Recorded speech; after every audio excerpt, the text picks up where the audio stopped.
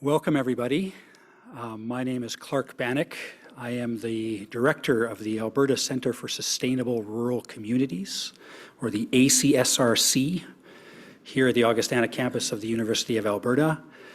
And I'm pleased that you could join for our first, at least hybrid, in-person online event since the pandemic started. I know most of you are joining us via webinar as opposed to being here in person, but it does feel good to actually see some people instead of just my computer screen when we do these kind of things. I look forward to the day when we feel comfortable with where more of us can be in the same room. Just by way of introduction, the ACSRC, for those of you who are not aware of who we are or what we do, we are a research center here at the Augustana campus of the U of A that's dedicated to supporting the resiliency of rural Alberta communities. In fact, we're the only university-based center in the province dedicated entirely to conducting academic research and community outreach on issues facing rural Alberta. To learn more about what we do, I'd invite you to visit our website at acsrc.ca and sign up for our newsletter or follow us on Facebook and Twitter for various events of different, or for updates on various events or different research projects and reports and such that we do. Before we go any further, I would like to take a moment to acknowledge that the University of Alberta is located on Treaty 6 territory and respects the histories, languages, and cultures of the First Nations, Métis, Inuit, and all First Peoples of Canada, whose presence continues to enrich our vibrant community. Before we begin our conversation with our panelists, just a bit of housekeeping.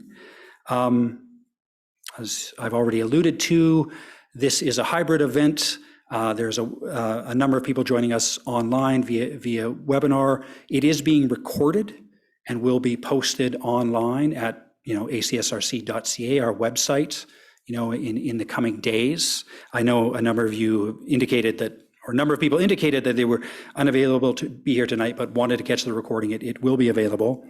We're also hoping to have, toward the end of our conversation, some time for some questions from the audience. Of course, anybody in the room is welcome to join, but so too are those joining us online. At the bottom of your Zoom screen, there's a little Q&A button. You just have to click that link and you can enter a question at any point throughout the event. And towards the end, we'll collect them and hopefully we'll have time to answer a good number of them.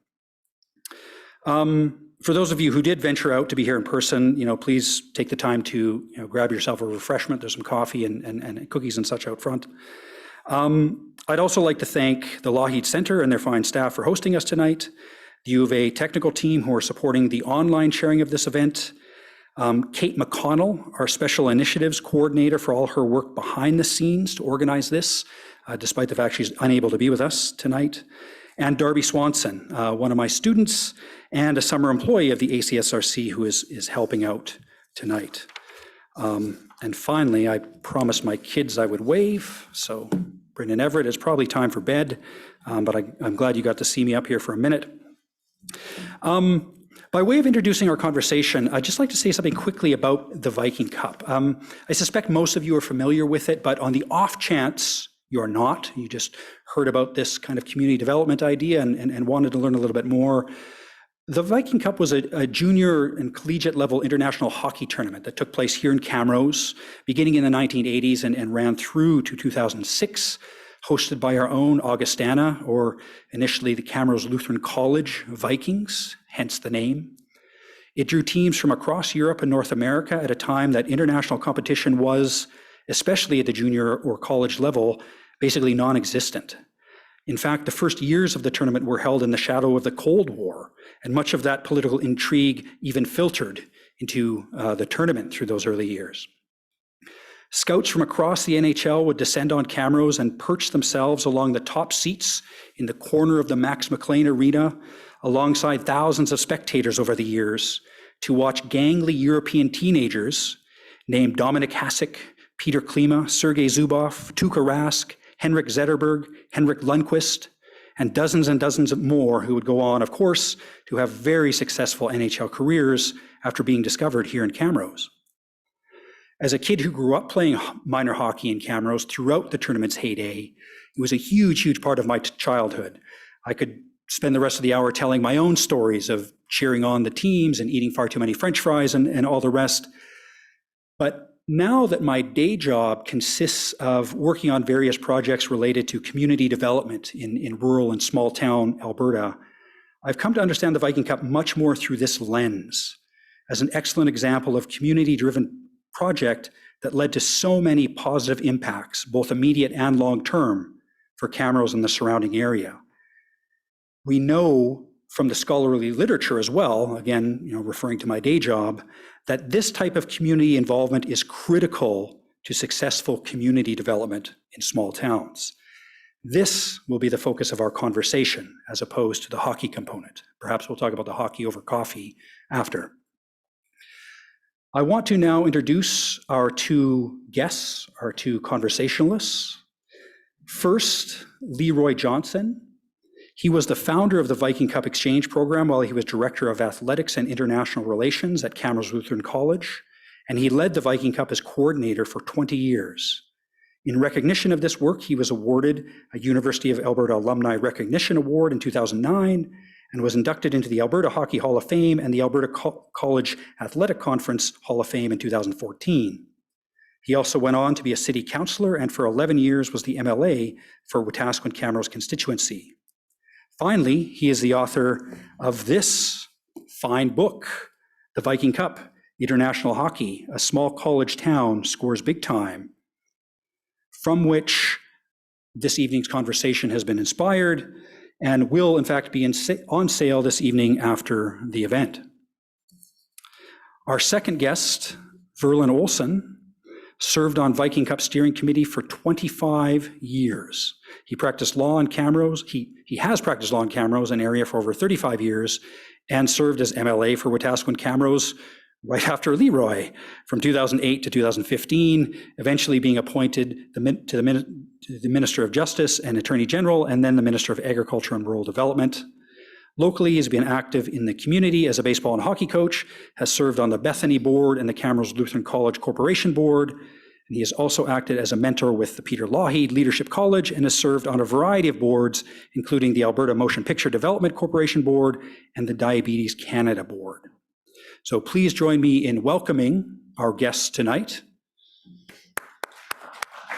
And with that, we're going to begin our conversation.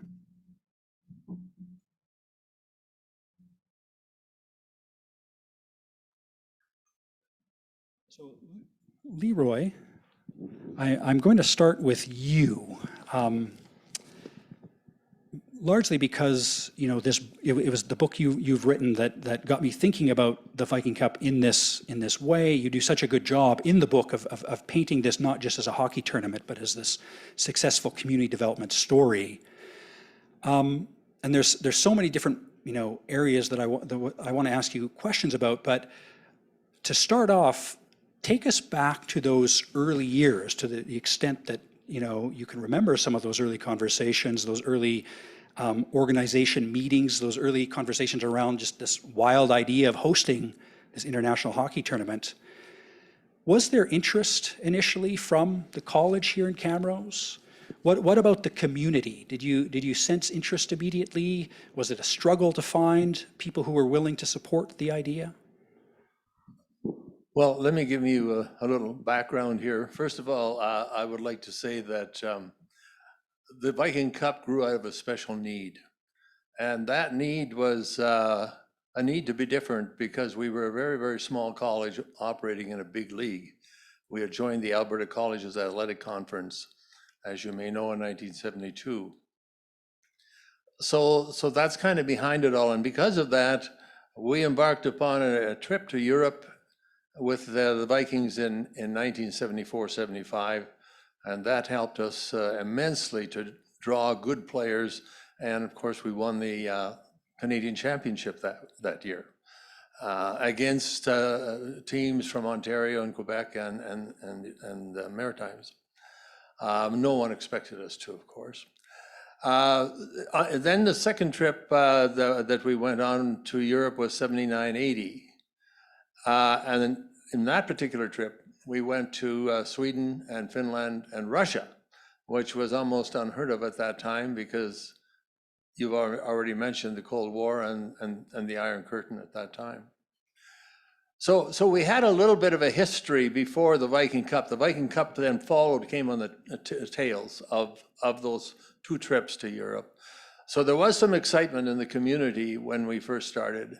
And I think as a result of that, I don't think it was all that hard really to get quite a lot of help. We had set up a promotion committee to help us raise money for those trips. And that promotion committee was turned into a steering committee, which then became basically the committee that ran the Viking Cup. So I would say that there was a lot of support from the community, but it didn't just come overnight. Verlyn, would you like to add something to that? So I was there pretty early on. I'm a former Viking. I left the team because I didn't think I'd make it that year that they went to Europe for the first time. So the whole history of this could have been a lot different if I would have stuck around and made the team. Like, who knows? But anyway, I went off to law school and I moved back to town. And when I got back, LeRoy phoned me and asked me if I would like to serve on this Vikings promotional committee. And I remember knocking on doors up and down the street just in the neighborhood here, trying to sell light bulbs to people to raise money for the hockey team and whatnot. Then about 2 months, I think, before that first Viking Cup tournament, we were going to have a Swedish team and a Finnish team, club teams visit. And LeRoy phoned and asked if I could find some homes for the boys to stay. So that was just we started with nothing, no ideas, no names, no plan, no protocols, and just kind of built it from there. But as LeRoy says, the fact that we were bringing in teams from far away and even from Europe and especially from Scandinavia, given the demographics around here, it was a fairly easy sell, I would say, that first year. Because there was a lot of curiosity about the hockey and about just culturally, there was a curiosity too. I think people had a very positive experience. The teams had a positive experience, and it just kind of built from there. So we got better at it as we went along. But the demand grew too because we kept on adding more and more teams. So it was always a challenge to find all of those homes. What about the business community in Camrose? Like, I know you were selling light bulbs trying to raise money and all the rest. Surely there must have been some broader fundraising attempts. Did you feel at that time that the business community in Camrose was, ready to get on board and support this idea? Well, there were, as I mentioned, there was some preparation because of the trips to Europe, but the promotion committee that helped us to make that possible were basically businessmen from downtown. And so they were very much involved. And, some of them may not have been that active on committees, but they do a lot of talking from wherever their businesses are. So I think that was a big factor in the success. The other big factor was the product on the ice. And I think Verlyn's mentioned that. It was outstanding because we had national teams, and you've already mentioned that. So to me, at the beginning, the reasons for the success was the product and the preparation, really. It seems a shame to jump so far ahead with my next question, because my instinct is to hear more about the inside story of the tournament itself. But Verlyn, maybe I'll throw this one at you first. I'm wondering if you can speak a bit to the impact that the tournament had on Camrose over the years. I think the obvious attraction was the high profile teams, high profile players, the NHL scouts. The NHL scouts brought with them the media. So that media attention kind of put Camrose on the map. So I would say for both Augustana and Camrose and Alberta, it gave us a profile that we didn't have before the tournament. Those are things that, kind of logically fit. Maybe something more subtle that I only really thought about after the fact. So appreciate you giving us the opportunity to think about this from a distance beyond the end of the tournament. But I know in my own life, I met a lot of people who were volunteers. We would usually have at least 400 community volunteers totally committed to doing whatever their job was. Could have been selling tickets, could have been cleaning the rink, could have been selling advertising, whatever, billeting. And I got to know a lot of those people. So there's this subtle impact in terms of the people I got to know in the community, and many of those people became my clients. I think a lot of people, whether they happen to be billeting boys from the same team and they would always be waiting around, they get to know each other. So it built relationships within the community, both personal friendship type of relationships and also potential business relationships, and in a way that I think is still paying dividends today. When I run into somebody as recently as this evening who was a billeter, and I haven't talked to her for probably 20 years, and instantly we started reminiscing about what boy she had. Yeah, there's this dividend that is still paying for us. Yeah, that's exactly what I was interested in hearing more about. The manner by which, so many, community members come together totally, voluntarily, and work so hard. You would have to assume those types of positive things accumulate. LeRoy, staying with this same question about kind of the impact of the tournament on Camrose, there's probably two questions I have for you. One, kind of staying locally, the impact the tournament had on, Camrose within college, Augustana, and now the Augustana campus of the U of A. So I'm curious to hear a little bit about that. And also, more broadly, what the tournament might have meant for the surrounding area, the province, given all the attention it brought. Well, I don't know just where to end. I know where to start. You mentioned the book that I read, and of course I've done a lot of interviews with people. I'm going to answer that. I'm going to have some help in answering that question, if that's okay. I'm just going to read for a couple of comments that some of the people from our community have made. I look at a page in the book, and Joan Patrouk, billeted people. Joan was a nurse in our community, and her husband Doug worked on committees for many years. Joan says, "The Viking Cup brought the community together more than any event I am aware of. It was amazing how connections were made and maintained. We became a more open-minded and tolerant people." Now, it's sometimes hard to put your finger on some of these intangibles, but I thought she did a good job. Rick Jarrett, for example, says, "It stands alone. No other event in Camrose can parallel the Viking Cup in mobilizing and endearing the citizens of this community. I don't know anything like it anywhere. It has left a lasting impression. The spirit was enlifted and Camrose embraced it." There are many other comments that I could make here. For example, I would like to make just read a comment from Bob Prestige. Bob Prestige was a great supporter of the Viking Cup, and unfortunately passed away just recently. But I would like to read just exactly what Bob Prestige commented on. He was a referee for many years and is a member of the Canadian Agricultural Hall of Fame, has been involved very much in the international community. He says, "My ranching operation has taken me to many parts of the world, through many ports and countries.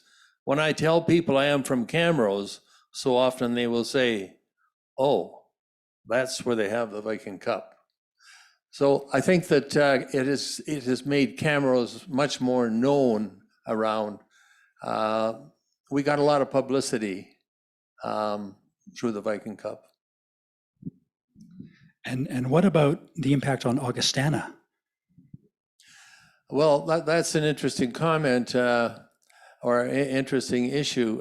In terms of Augustana, it certainly enhanced the education of a lot of our students. A comment from Dave Hackstall, for example. Dave Hackstall was one of our students. He then became the coach of the Philadelphia Flyers, Toronto Maple Leafs for a while, assistant coach. And now he's the head coach of the new Seattle Kraken. And he was at Augustana as a student at that time. And he made the comment that this was probably the only time in our students' lives that were on the Viking team that were able to play hockey at the very elite level. And he said that's an experience that very few people have. So in terms of the education that our students got through this, I think it was certainly enhanced. And not only that, many of our students then went and played hockey in other countries. Some still live there, and other students from other countries came here and got their education as well. And one last little sub-question on this topic of impact. I know this just, of course, because I've read the book, and you speak so well of this in the last chapter of the book in terms of the Viking Cup's legacy. Maybe I'll direct this at Verlyn. One of the more tangible, benefits or impacts of the Viking Cup, according to the book, was the eventual building of the new hockey rink that we have in Camrose, and the emergence of the Kodiak, the society that brought the Kodiaks. I'm wondering if you could just spend a minute speaking to how that is connected to the Viking Cup. Well, I think there is kind of a seamless progression there, from one to the other. During the earlier Viking Cup years, the tournament was of great interest not only to NHL scouts, but also to junior scouts, junior hockey operators.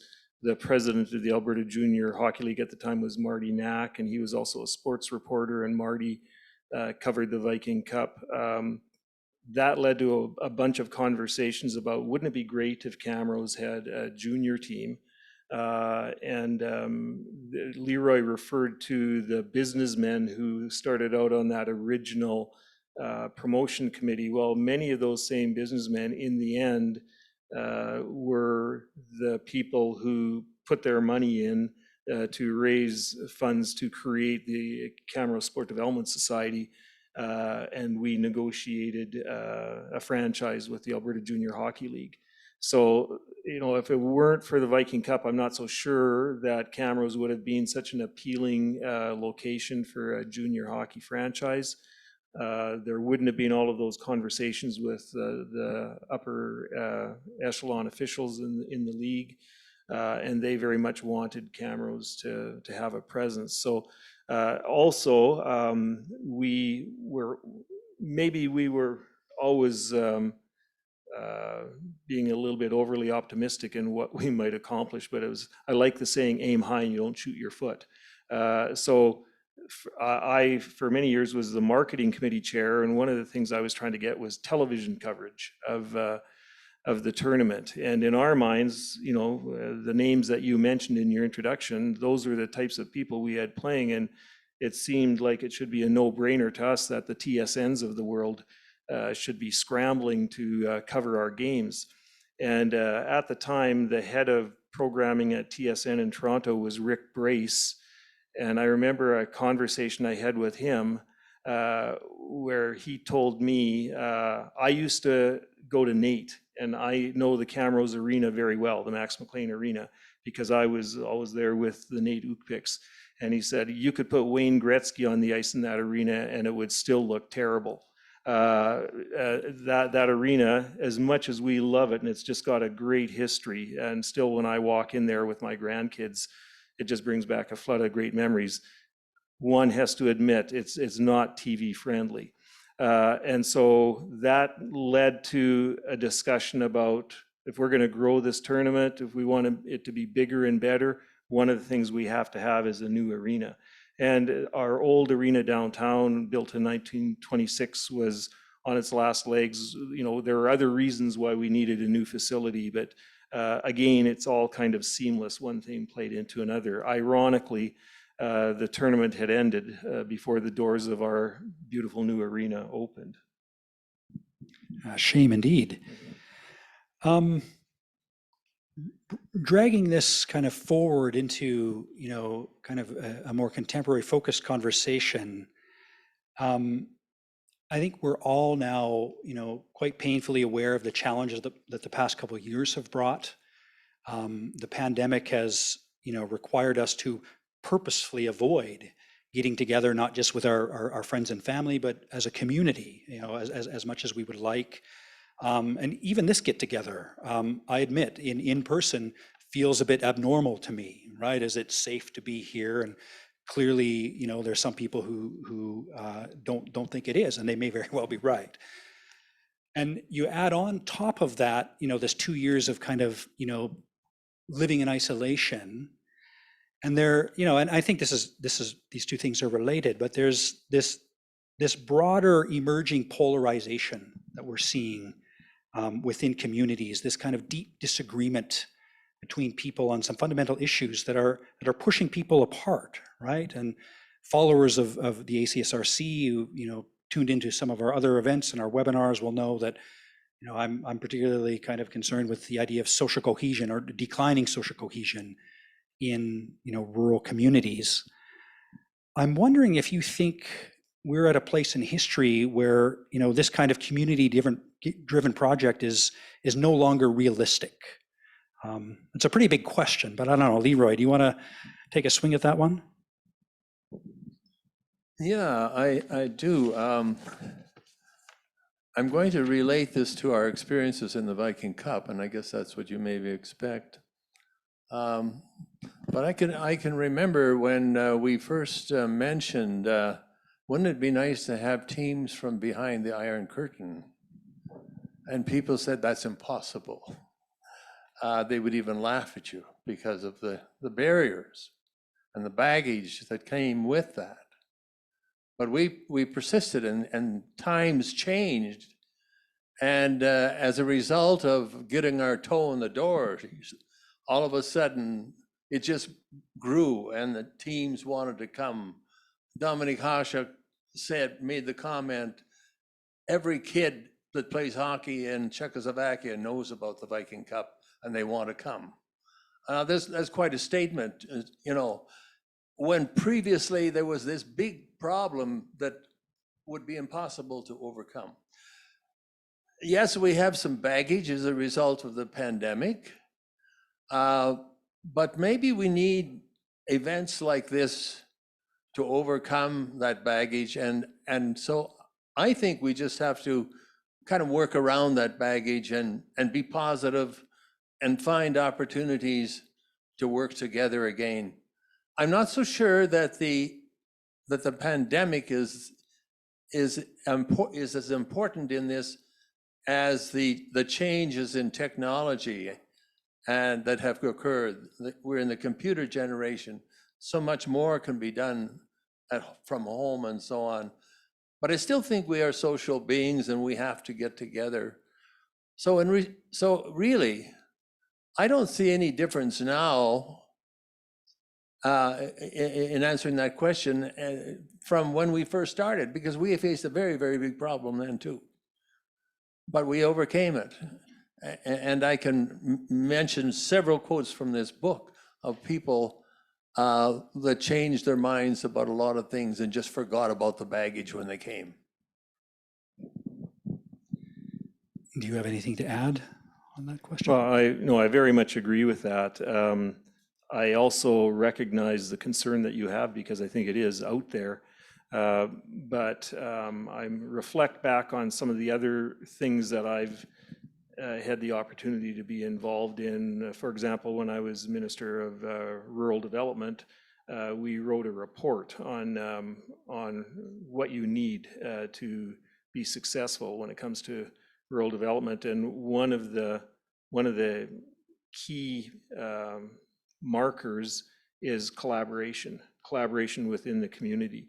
And I can remember being at meetings as we crisscrossed the province and talking to community groups, and it was noteworthy that in some communities they'd bring in representatives from all the various organizations within the community, and you would learn that they had never talked to each other.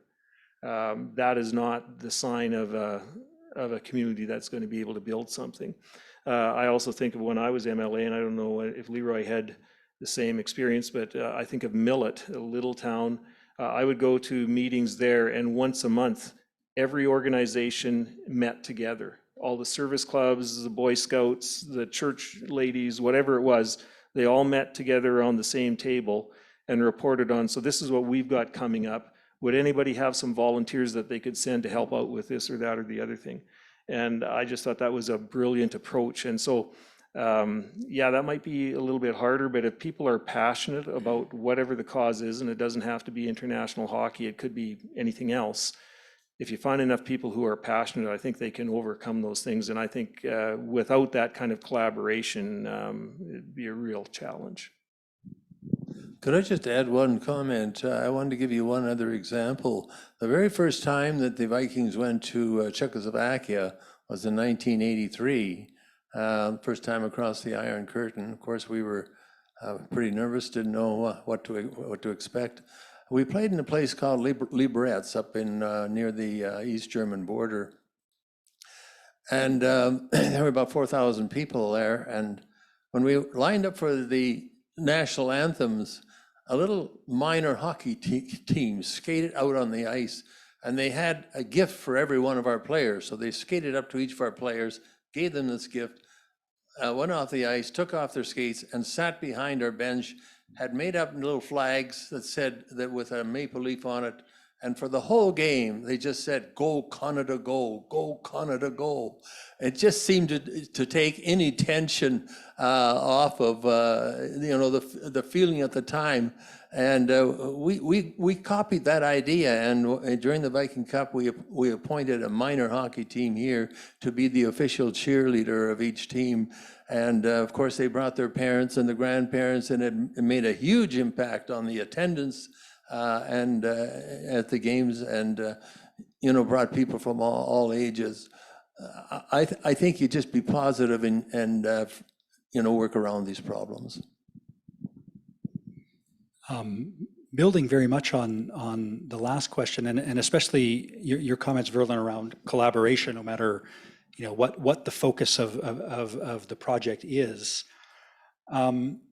When I was thinking about some questions about, to ask both of you, it occurred to me that surely there are a lot of naysayers out there who, will say something like, well, this was an international hockey tournament at a time when international hockey, didn't seem possible, wasn't as popular as it is now in terms of, we can, it seems like every few months there's an international hockey tournament now.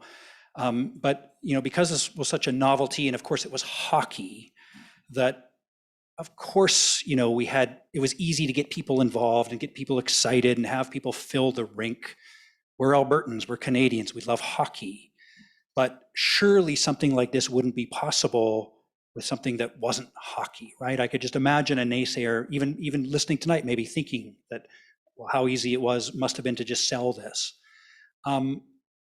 Verlyn, you, I know, are involved in another very successful community-driven event that has nothing to do with hockey. It's the antithesis of hockey. It's the Nordly's Film and Arts Festival, right? I'm curious if you see any parallels, and the Nordly's Arts and Film Festival is still ongoing right now. It continues to every year, minus the pandemic. It sells out the Bailey Theatre on Main Street. People come from all over. I'm wondering if you see any parallels between kind of organizing for those initial Viking Cup years and building this very different thing with a very different focus, all these years later. Well, it's on a much smaller scale than the Viking Cup, but I think there are parallels. There was no grand plan or scheme when we first started the Viking Cup in terms of it as an ongoing event. I don't think it was maybe fun to dream about a little bit, but there was no strategy. So it was kind of organic. And the film festival started kind of as a family joke in our basement one family day weekend about a little over 20 years ago. And a brother-in-law and I, it was essentially, we were the ones that picked out about 12 World War II movies because we were interested in World War II history, and invited the whole family, had kind of like a red carpet, and everybody's supposed to dress up. It was a joke. But we decided to do it again and then again. And so our kids were like your age because you were there too. The really neat thing about it, we realized, was that both grandparents and teenagers were all there together, exchanging ideas about movies that they'd watched. Here again, though, it's a kind of a narrower audience because it's people who are interested in foreign film, reading subtitles and that type of thing. So it's not for everybody, but those people who do like those kinds of movies are very passionate, and we found a niche. And after 10 years, we had 170 people in our house over the family day weekend, and it just outgrew our house. So now it's been going another over 10 years. We have a society, we have a board of directors, we're bringing in filmmakers from Europe and musicians from all over the place. And it's become kind of a major winter event in Camrose. The pandemic has hit us hard the last couple of years, but we're well on our way to having things ready to go for next February. So yeah, lots of parallels. It started out as an idea, kind of a fun idea, picked up steam. People who are passionate got involved. I know with the film festival, all of a sudden we noticed when it was still at our house, people would be walking in the door with big trays of food and stuff. We didn't even ask them to bring it, they just did. And so kind of a division of labor, people figured out where they could help. And if you do it over and over and over again, it's kind of like the rule of 10,000.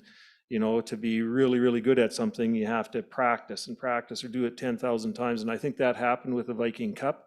Our committees were kind of almost on autopilot because they knew the job. And I think another really important thing, and this is something that maybe is a challenge for any smaller organization, is you have to have a succession plan, because the people whose idea it was, sooner or later, they're going to wear out. And if there's nothing left behind them, it's going to be fragile and at risk. So I think no matter what the organization, is really important to bring along people who are successors and give them some autonomy and train them as well.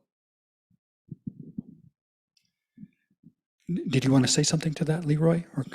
Well, I just wanted to make the comment that Nordlys has been a tremendous asset for our community, and to be talked about at the same time as the North Viking Cup, I think is certainly makes me feel good, because they've done a tremendous job. The other thing I might mention is that the Viking Cup was more than a hockey tournament. It certainly involved the arts community. As you may know, we had a well-known painter from the area do a painting that was the focus of all of our advertising for each Viking Cup. As a result of it being much more than a hockey tournament, we were able to attract people from all walks of life. I remember in particular a music teacher from our area here was at one of the games, and I was surprised to see her, and I walked up to her and I said, "Oh, I didn't know you were a hockey fan." And she says, "I'm not, but I just enjoy the drama of being here." I don't doubt that. And you mentioned, the arts community being involved in the Viking Cup. That just spurred in my memory. One of the things that is very clear in my mind is remembering the performances that were the anthems sung at the games by various, musicians or choirs. I remember very vividly an image of, a group of people dressed in black just singing beautifully. You know, I'm 7 years old, but it just struck me that you know, thinking about the arts community being woven in. Much of the reasoning behind holding this conversation tonight was the idea that perhaps the Viking Cup story could inspire, you know, a new round of community-driven projects, you know, whatever the focus. Need not be hockey, of course. I'm curious, you know, and this is really to each of you, what advice you'd have for folks in the audience who have ideas for community projects that have the potential to grow, but aren't really even sure where to start. Sure, I'd be happy to take that question. I would say that the very first thing that you must do is make sure there's a need, and preferably a niche as well. Don't just copy what everybody else is doing, and make sure there is a real need there. So that would be number one. And then I would say spend a lot of time in trying to sell your vision.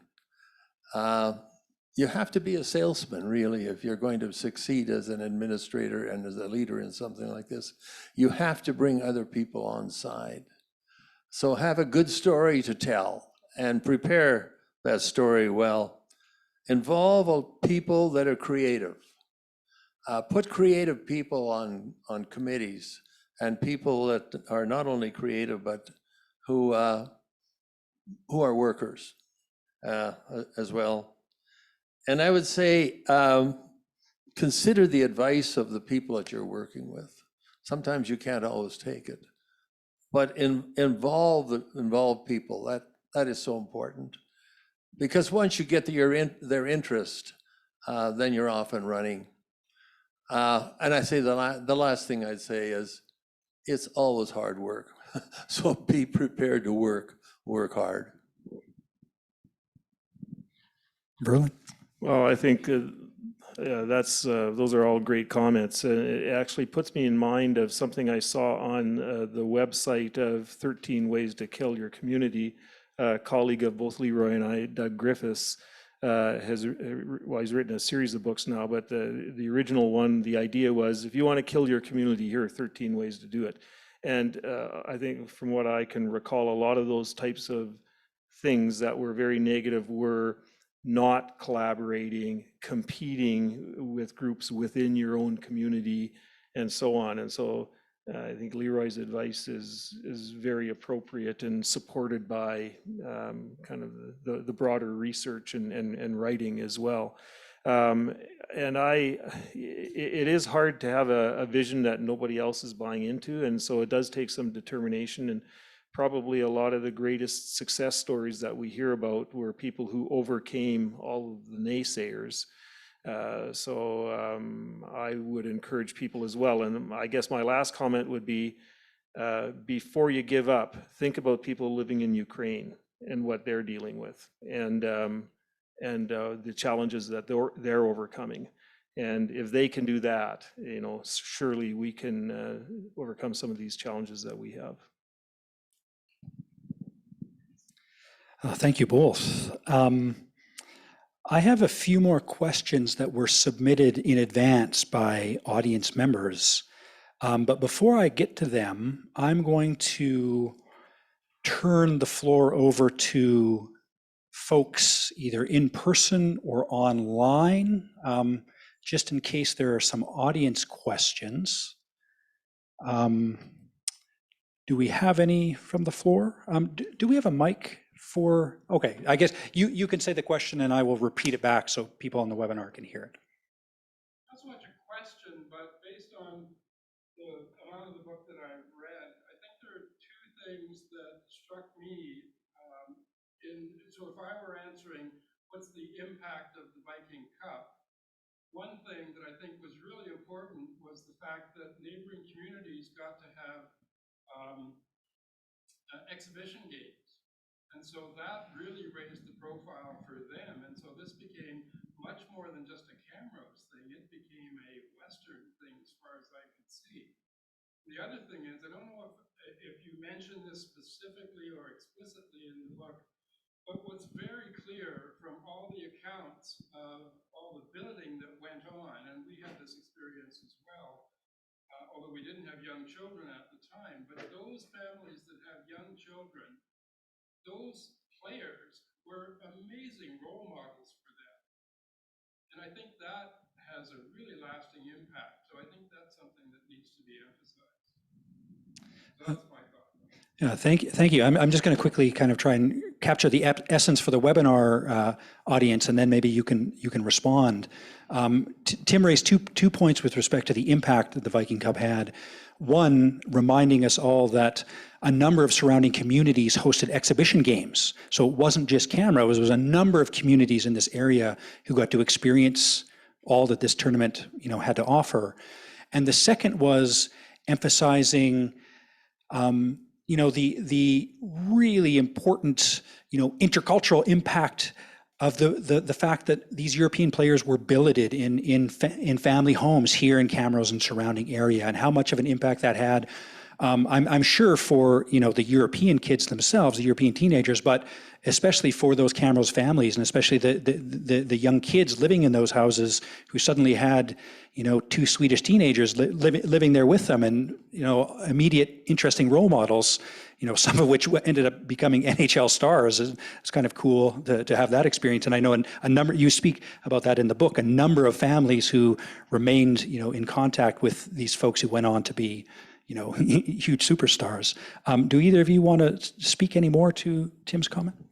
Well, I just want to make a comment about the exhibition games. As you know, prior to the Olympics and any great event like that, they have the running of the torch. And I considered all of these exhibition games prior to the tournament as much the same. The arrangement with the Russian Federation and the Czech Ice Hockey Federation was that we would provide them with air tickets from, I believe it was Frankfurt to Edmonton at that time, and that for that they would give us exhibition games, and we could market them in whatever way we want and make enough money to pay for the tickets. So that was the plan. And I know the Czechoslovakian team played about 100 games all over Western Canada during those years. And you can imagine how these communities felt to have the best players from that country playing against their own boys at home. It was tremendous, and it really was a great marketing ploy for the Vikings as well. So I think we contributed a lot to not only Camrose, but certainly Western Canada. I'd just like to say that that may have been the biggest part of the whole tournament, was LeRoy organizing all of those exhibition games and all of the logistics that go with that. It was a huge undertaking. And from Flin Flon to Kitimat and many points in between. So it was, but that was the draw then. And we would have people show up. They got a taste in their own home arena and they wanted more. And so they would come to Camrose. And they would become, regulars. They would come back year after year. So I think as people were exposed to the tournament, partly the hockey, of course, but just even the ambiance in the arena with the flags and the culture and the music, people just wanted to be part of it. And we also saw neighboring communities around Camrose who wanted to get involved. And so pretty soon we have Wetaskiwin billeting one or two teams, and Millet billeting a team and offering their Lions bus to drive the team around. And so the thing was just expanding out more and more with each passing tournament. And then in the last years, the whole Alberta Junior Hockey League was involved as well. So it really did have an impact that was far beyond Camrose. Do we have any other questions from our audience? David. This is something I've always wondered. They say, like, on your wedding day, you and your partner should sneak away and just try and relax and take it in. So when I think of, like, the Viking Cup, I think of LeRoy and Verlyn as the two. Did you two ever just, like, take a moment just to be like, wow, I can't believe everything we've done? Or was that a every second year kind of thing? Well, I would confess to being very selfish in terms of getting to take it in, which is one reason I never wanted to be on the ticket committee, because those poor people, they were just working flat out. They never hardly got to see a game. And so my work in marketing and billeting was done when the billeting was more or less done when the teams arrived. There was some oversight, but you know, the billeters were doing the work. And marketing, it was all about the work way ahead of the tournament, trying to get media interest and so on. So I loved my job because then I had my tickets and I wanted to see every game. And that was, for me, that was the payback. And I think in regards to that, everyone did a super job because they wanted to have everything done and ready so they could all watch the game. And that's the way I felt about it too, because the quality of hockey was so high. But the other thing I would say, Dave, is that many of us had the opportunity to travel with the Vikings on the off year to Europe. So this was an exchange program. It wasn't only a tournament here. So we had an opportunity to relax on the off year by going there, but you know, there's lots of work there as well. But when you're happy in what you're doing, it doesn't matter how hard you're working. There's a good feeling, and we had that. I'm going to take this opportunity to ask a question that came in via email just prior to this event beginning. And I'm going to paraphrase it a bit to kind of squeak it into something that was discussed earlier. When Verlyn, you were talking about the impacts of the tournament on Camrose, and you spoke about the building of the new arena, but you know, sadly, the Viking Cup never actually there was never a Viking Cup game in the new arena. The tournament had ended. I don't think we need to get into, you know, all of the specifics, but clearly the tournament, you know, in the 80s and through the 90s was just this roaring success. And then by 2006, you ended up having, you know, the last tournament, and it is no longer here.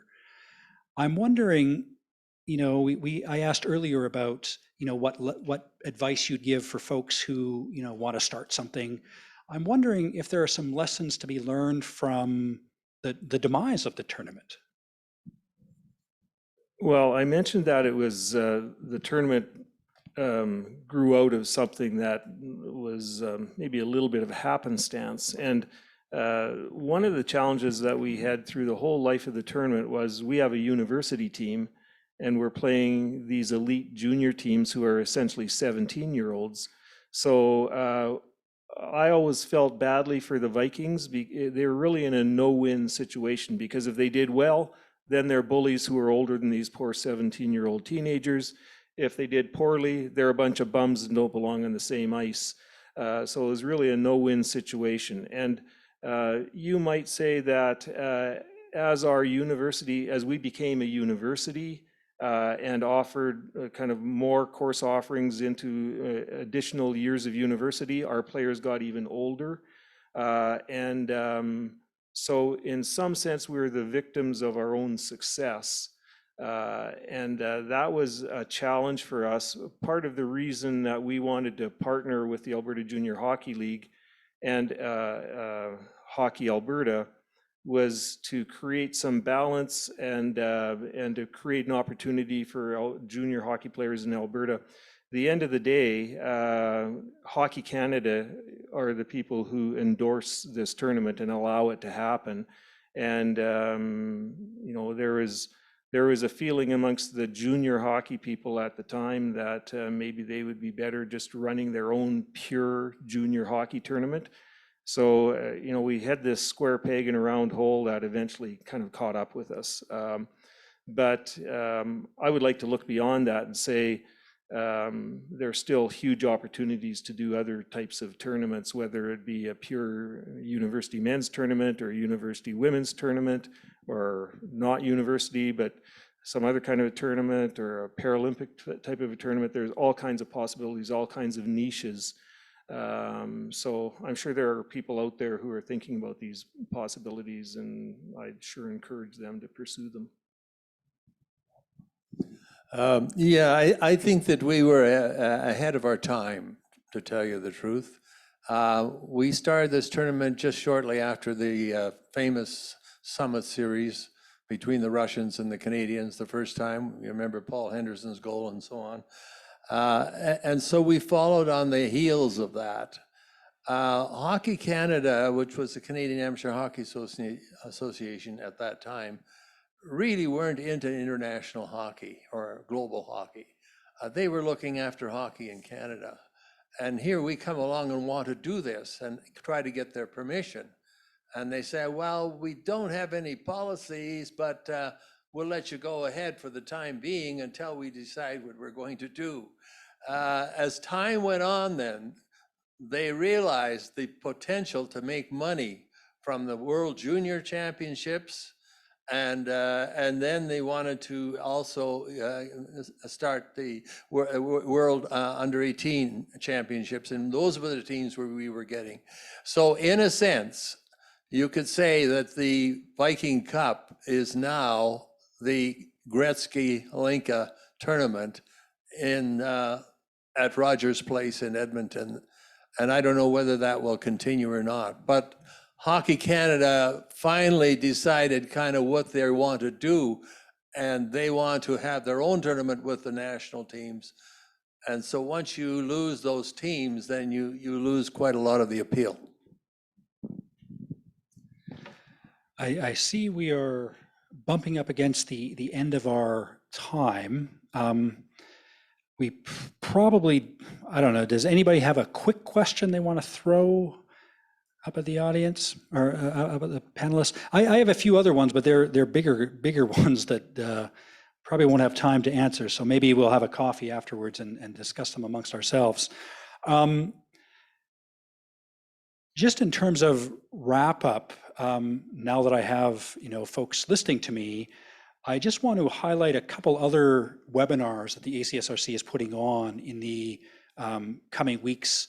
Both of them are strictly webinar. They are not in-person events, and they're a little bit more abstract in their focus.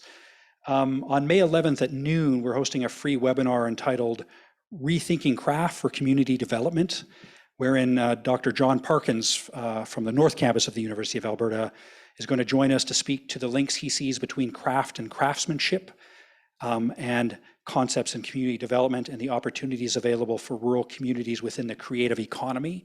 So this is again another kind of broad rural community development focused event on May 11th.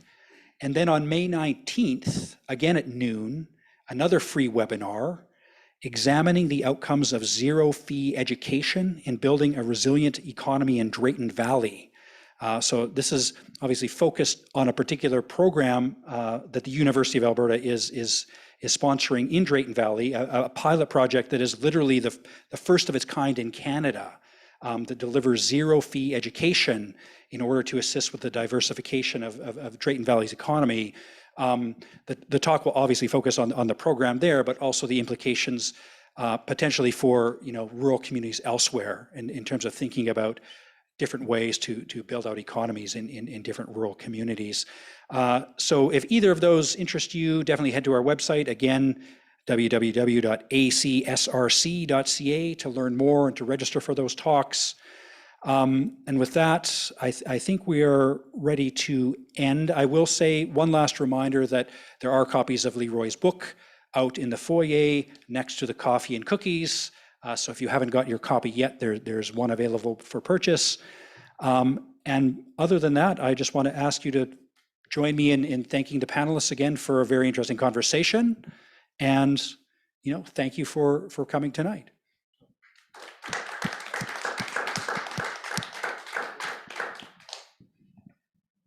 I assume we're out. So.